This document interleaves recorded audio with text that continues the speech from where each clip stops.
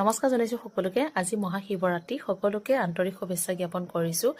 বাবাই সকলোকে মনৰ আশা পূৰণ কৰক, সকলোৱে ভাল হওক, সকলোৱে আহি থকা দিনবোৰ সুখৰ হওক, তাকে কামনা কৰিছোঁ। আৰু সন্ধিয়া ভাগত ময়ো আহিলোঁ মন্দিৰলৈকে আৰু আহি ভগৱানৰ ওচৰত প্ৰাৰ্থনা কৰিছোঁ। আহি থকা দিনবোৰ যাতে ভাল হওক, তাকে কামনা কৰিছোঁ ভগৱানৰ ওচৰত। আৰু মন্দিৰ ভাগত আহি ভালেই লাগে। মই আগতেও মানে যিমান সোমবাৰ আহিলে মই এই মন্দিৰ ভাগতে আহোঁ। মানুহ যথেষ্ট কম থাকে। আজি পূজা বুলি বাৰু বহুতখিনি মানুহ আছে।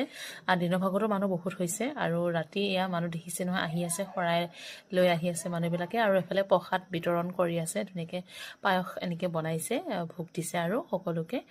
মন্দিৰত যিমান মানুহ আহিছে গোটেইখিনিকে দিছে খাবলৈ কাৰণে। আৰু ভাল লাগিছে মন্দিৰ ভাগত আহি, মানুহখিনিক দেখিছোঁ, ভাল লাগিছে। আৰু এফালে দাদাহঁতে কি কৰি আছে মই দেখাম বাৰু আপোনালোকক দেই।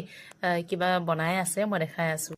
এয়া ৰাতিলৈ হ'ব দাদা, কি চব্জি হ'ব, খিচিৰি। চব হ'ব। আৰু এইফালে বনাই আছে, এইটো গোটা মই ওচৰৰ পৰা দেখাই দিম হা আপোনালোকক। আজি ৰাতি মানে গোটেই ৰাতিটো নাম হ'ব ইয়াতে, গোটেই ৰাতিটোৱে নাম হ'ব। কাৰণ মই এতিয়াহে আহিছিলো, সেইটো কাৰণে আপোনাক দেখাই দিছো। ইয়াত এইটো কি দিছে দাদা?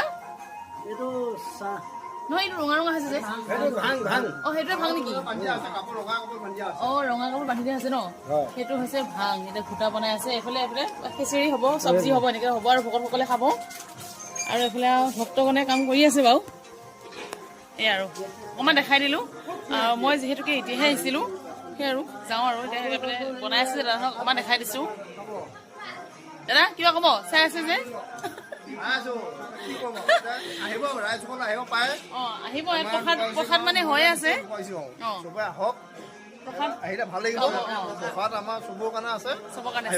সকলো ভক্তৰ কাৰণে বনাইছে আৰু আহিলেই খাব পাব দেই।